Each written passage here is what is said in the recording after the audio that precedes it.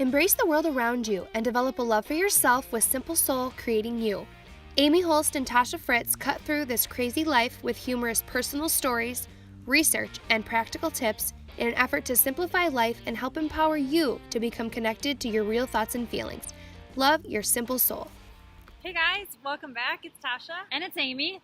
And where have you been? I know. Where have we been? It has been months. Oh my gosh, yes. So I got to tell you, in the spring, we agreed that summer we were going to jam it out, right? We were going to totally hit it, get ahead for the year. And summer came and we didn't see each other. We didn't. For weeks. Yes, I missed you. I know, Months, I missed not you. even weeks. Where have you been? What have you been doing? Yeah, so, gosh, the kids and I did everything and anything we wanted to do all summer. Yeah. They're just so much fun to be around. They're just a lot of energy and day trips and to the pool. And gosh, I think we ate out every day for lunch and maybe even for supper too, and had ice cream sometimes 3 times a day. It was just fantastic. Awesome. Yeah, what about you? Good. Where were you? Yeah, so we had a great summer as well. My kids are at the sweet spot for ages. They're 9 and 11. And the sweet spot means to me that they go to bed every night in our house. Right. They still like us. They don't talk back. Well, I got to tell you, though, that Gavin did kind of talk back to me one of the first times this week. So that was a little bit different for me. He's going to be 12, but I don't know why he thought he had the right to talk back a little bit. He's but going to be 12. Yeah, I suppose adolescent years. But yeah. It was a great summer. We Good. did a lot of day trips. We did a lot of overnight stays, different places, and Awesome. I think the time that we had together was very intentional this summer. So it was good, but it's done and over, and We're here excited we to be are. back. Yeah. So you might notice if you're watching us on YouTube that we've changed our coloring. We couldn't go natural tonight because of a couple reasons. One, the Turkey River is not naturally beautiful. It's brown. It's brown. Like when we had it on natural color, I said to Tasha, "Oh my gosh, look how brown that is. That is like poop brown." Yeah. So we went to sepia because of the river, and because we we worked looked all day bad and in it's awful. natural light. We and, didn't. and this hair Oh, and this yes, humidity is gonna. It's just bad. Like So here we are. yeah, we didn't touch up. She said, "I brought makeup. Did you change your clothes?" Nope. I'm in my work clothes and no makeup touch up. And Here we are. yeah. So anyhow, it is what it is. Yeah. So the last podcast we did, or the last YouTube video, if you're watching YouTube, was around social media. Yeah. The good, the bad, the ugly, and how you might know if you're addicted to a social media platform or social media. And thanks to you and your feedback, which was fantastic. Yes. We Might have been one of our best podcasts. Yeah. So we decided to kind of stick a little bit with that angle and go a little bit deeper. Yeah. So here we Yeah. are. So when we talked about social media last time, we really emphasized things like social media platforms. We talked about Twitter and Facebook and Instagram, and but we didn't really spend a whole lot of time on just connected to devices in general, like phones and work email and Craigslist and Health apps and health Pinterest apps and all of that. phones that are on, watches that are our phones and other means of being connected, and really what that means for us being human beings and connected to human beings or wannabe human beings. Right. So tonight what we're going to challenge you to think about is, do you need to refocus and decide that maybe you need to stay more connected with the people around you, these real people, instead of the devices that are everywhere around us? So you might know, or you might need to reconnect with the people around you if you have some of these behaviors. Yeah, so before we begin, though, I do have a story that I was kind of telling Tasha prepping for today. So I'm listening to a book, an audiobook type. And actually, I think I said I'm listening to a book on tape. She did. And I said, okay, She's old. 1980. Okay, but it wasn't a book on tape. But you get my point. Yeah. And so I try to catch up on podcast books on tape when I'm in the shower, when I'm in the car, anywhere I can get it, right? Because the amount of time I have left to read during the day, by the time I work and at night work from home, I don't get a lot of book reading much anymore. So I've tried to do it in other means. So my son comes in this morning to the bathroom, and he's 9, and I'm putting on my makeup, trying to get ready, and he wants to tell Mom he's got this cool story. And I'm in the middle of a book, like maybe the climax of the story, and he's like, Mom wants to, and I'm irritated instantly. Yeah. I'm like, what does he want to say? I am in the middle of something. Can't he see that I'm listening? And so, but I realize this, right? It's a red flag going off in my head. Like, you have a child that wants to engage with you, and you don't want to engage back because you're more Right. into your book than you are into your kid. So I'm like pounding on my paws of the book instantly. I'm like, Because just the a character minute. in the book is going to be mad. Oh that my you gosh, paused yes, down. because the character's going to know that I've shut him down. And Right. so, but I had to check myself. Yeah. Because I'm like, what matters more for this child growing up? It Right. matters more that I'm engaged as a parent. Maybe, maybe not. But it matters that he doesn't feel like I'm annoyed with him. Because I can feel that I'm breathing heavier. And I am irritated that, and I shouldn't be, right? Like, this is horrible. So after I'm done beating my phone, pausing it, then I'm like, buddy, what's up? Tell mom the story. Like, I'm trying to get Yeah. excited about what he has to say. And there was honestly part of me that was still annoyed because I really wanted to hear my book more than I wanted to hear a 9-year-old story that, to me, at 43 doesn't mean anything. But to him, it's this whole world. Yeah. But there was also part of me that's like, I am missing the sweet, innocent part of my child's life of him Yeah. wanting to engage with me because I'm more engaged in my darn book. Yeah. So, So you might need to reconsider your device usage. yeah. If So, you're yeah. pounding on your cell phone to Yeah. shut off the book and annoyed with your child for needing their mother Right. as they get ready for school for the day. Because they still talk to me, and the reality is in a couple years, and I'm a counselor and a former middle school and high school teacher, so I have a lot of experience with big kids. Yeah. I know there's going to be a point in time where I'm no longer cool, so I should be embracing the fact that I'm still cool, but I'm not embracing it, but Yeah. I need to. And I think the difference is, when we talk about that continuum, I know what I need to do, and I know what I need to do right, even though my insides were like, this is a really good part of the book. Why are you stopping me right now? Yeah, exactly. So, yeah. How So- about you? What are your thoughts on engagement? Well, I know that I need to probably funny. not wear an earbud in my left ear while I drive down the road with the kids behind me in the car. And I put it in my left ear so they can't see it. Actually, that I I'm said it was listening. brilliant. It's brilliant. Because right then in that moment when they're all in the vehicle with me, it's such a great time to find out their hopes, their dreams, what their day was like, what made them smile, what made them angry. But instead, I put my book in my ear. Oh, I Or know. music or whatever, right? So I know that I probably need to not do that.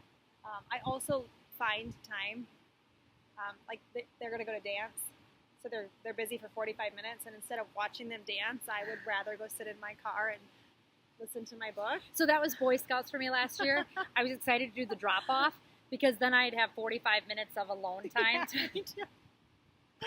And I say Okay. book, and usually I'm listening. And you to like a book. smutty books. I do. I listen to smutty And books. I'm not even listening to smutty books. I'm listening Yeah. to learning books. Well, sometimes I do, but most of the time I don't. Yeah.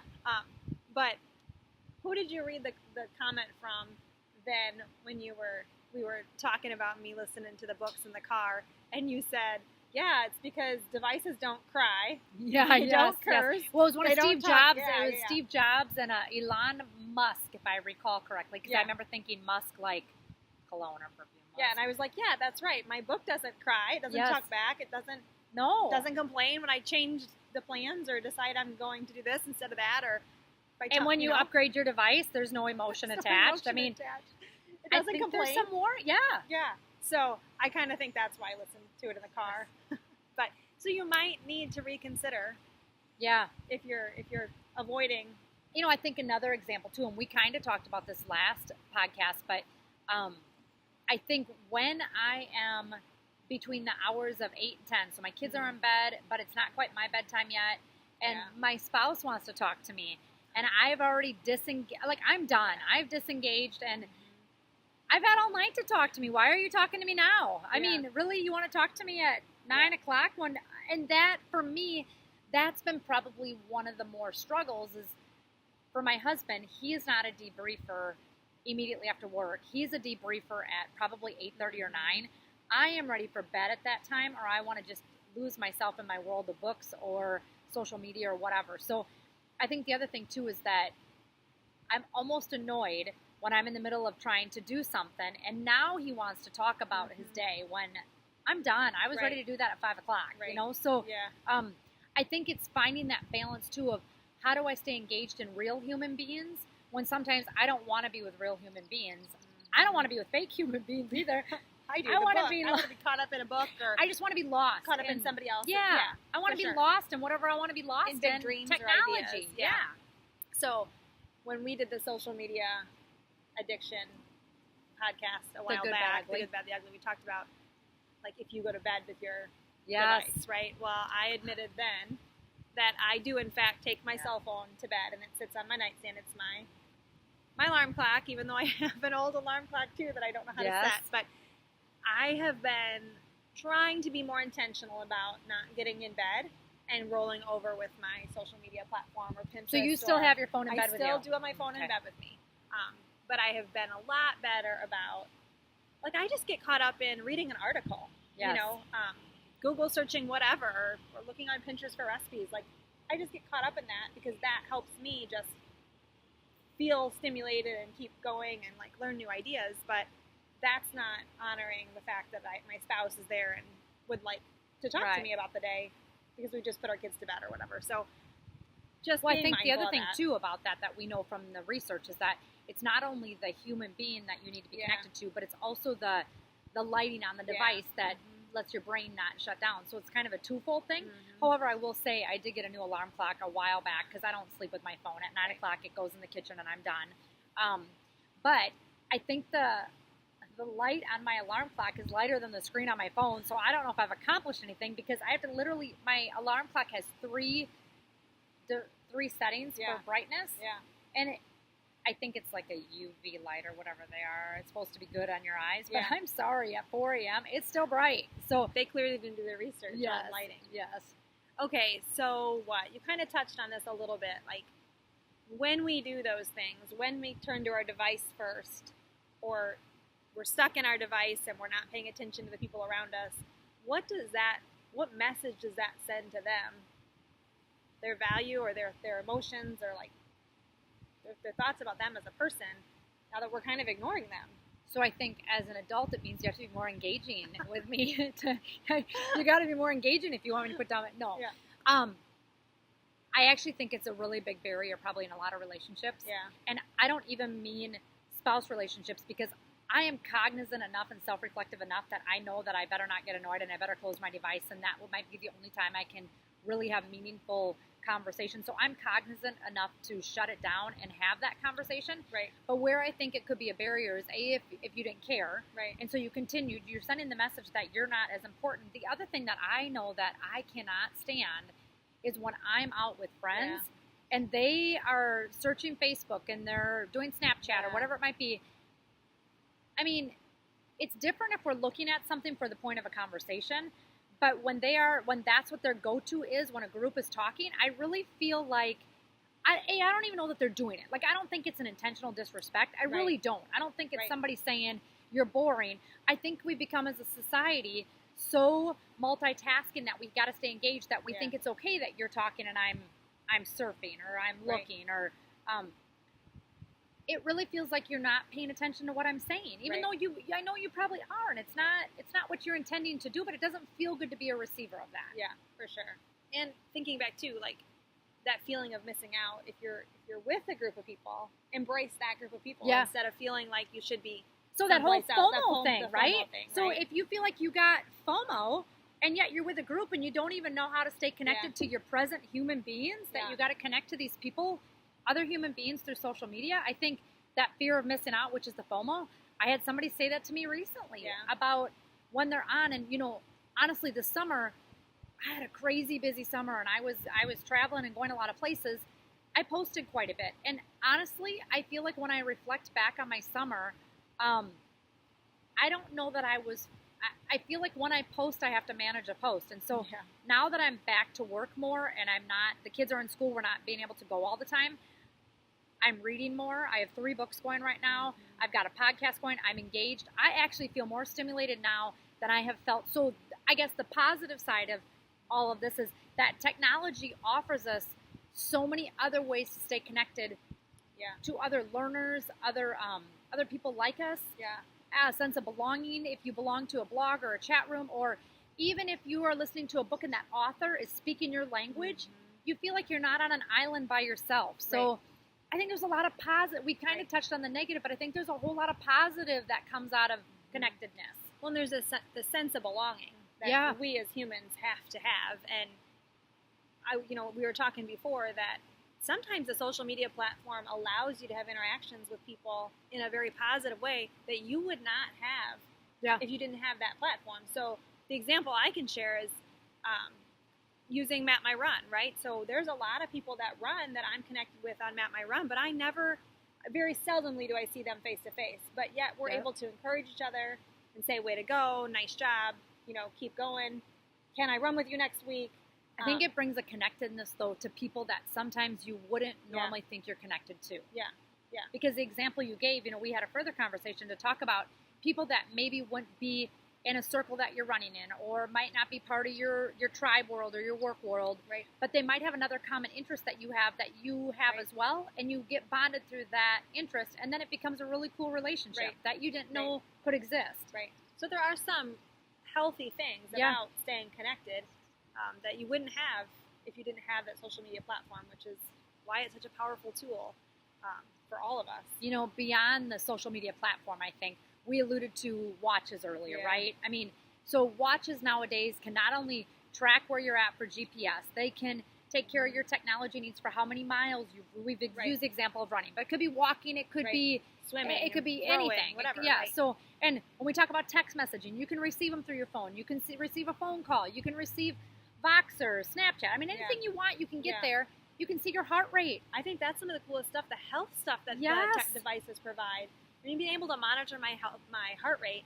And I had a colleague say to me the other day, my phone started vibrating when my heart rate was at 120 beats per minute, and I had been rested for 10 minutes.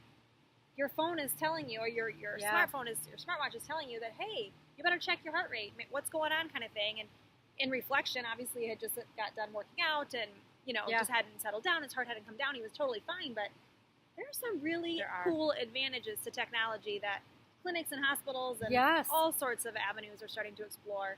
They have heart rate monitors that doctors can monitor a report for you just like that through the Apple Watch. I don't know about other things, but there are a lot of amazing health benefits as well beyond just beyond the communication. Absolutely.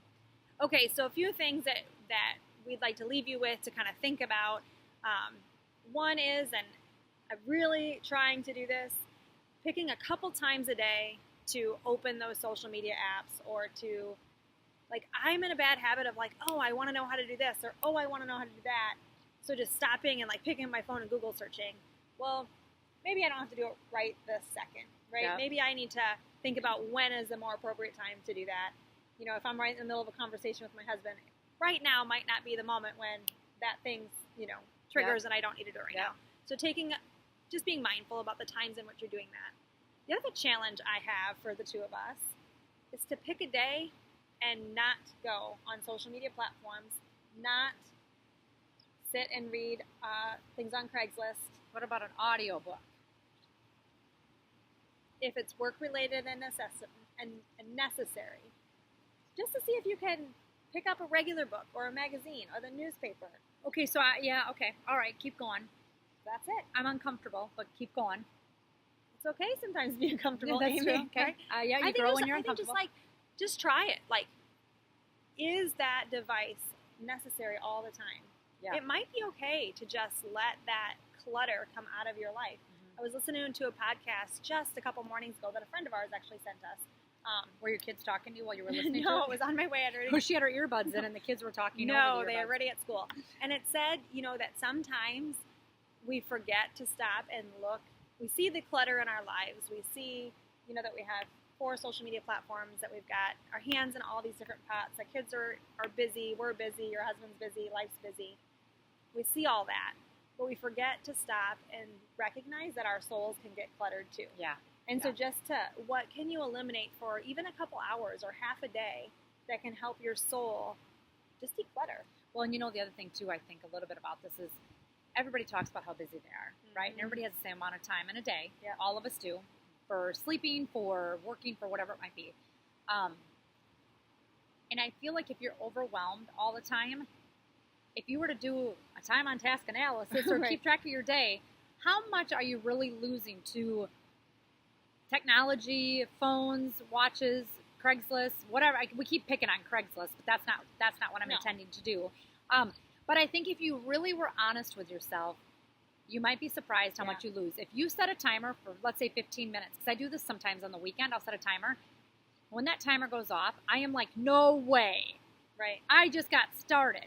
So I think when you start thinking about what 15 minutes really is, right. you'll be surprised that you can lose hours into your day without even realizing you've lost hours. And then you say you're so chaotic and your weekend went by fast and you didn't get caught up on your laundry or other things. Well, it's like, Right. you didn't, because you really were connected to some device Right. the whole time. Right. Yeah, I get lost in it. Yeah, I do too. I get lost do in it. too. I sit at the kitchen table and I get lost in it. So Yeah. I think sometimes just challenging yourself to go outside and go for a walk without your device, or just find something. Organize a drawer, for Pete's sakes. Like, I need to do that. Yes, yes. Declutter my life. The other thing that we didn't really talk about yet, but we were talking about earlier, is the whole judgment piece too. Oh, yeah. Like, I think it's easy for you to judge other people. Let's go back to social media. I think Yeah. it's easy for you to judge yourself. Like, I think sometimes people want to have that perfect image, the perfect picture, the perfect whatever, and they're not really willing to allow people to see the mistakes or flaws Right. or whatever thing that comes to their life. But this is kind of a sidebar, but I think it was a good topic. Maybe it's because I brought it up, but the whole judging thing, and and I asked the girls I run with this morning too, like, on the continuum of judging, I feel for the most part, everybody judges at some point, right? And I feel like I can really try to see good intentions and assume good intentions most of the time. And most people don't really bother me, like their choices, whatever.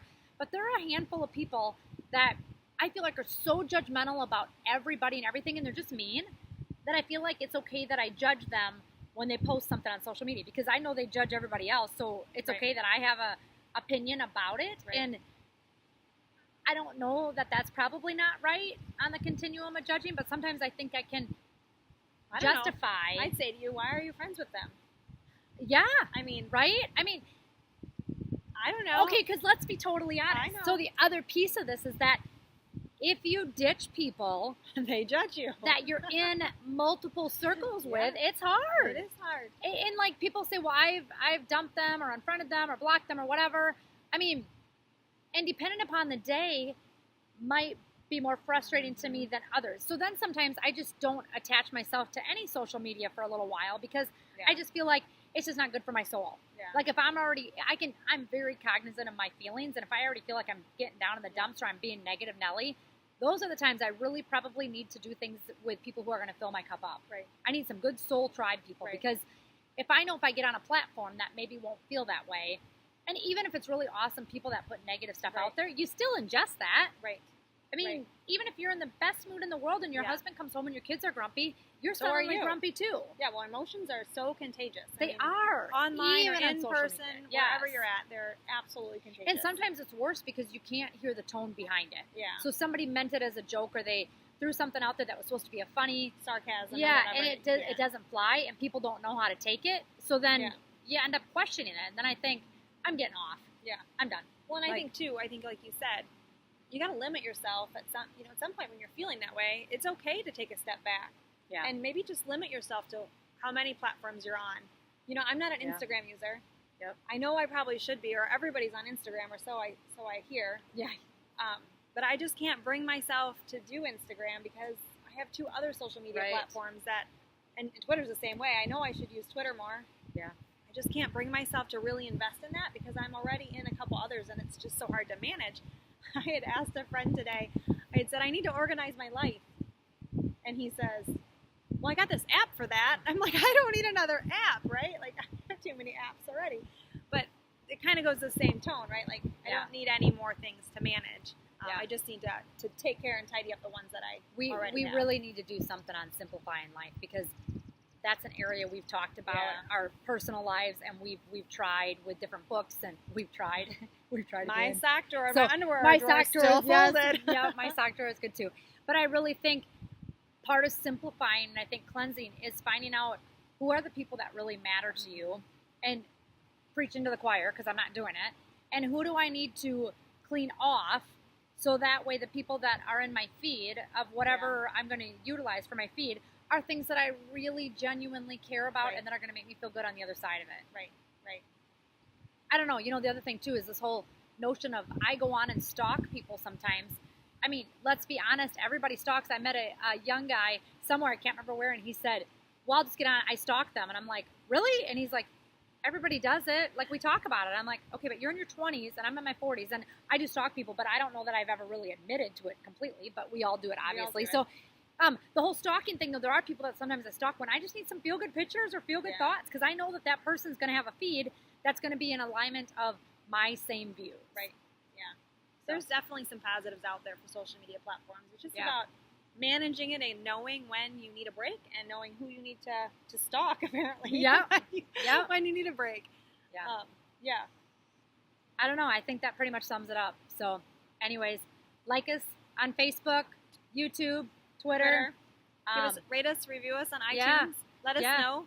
We're back. We're not going away. We're back. And I had people say, even last week I was somewhere and somebody said, "Where's Tasha? Where are you guys at?" And I'm like, "We're coming back. We have a comeback date set. It's been a couple weeks out, but we're back and we'll be back again soon." So stay tuned for our next podcast and love your simple love soul. your simple soul.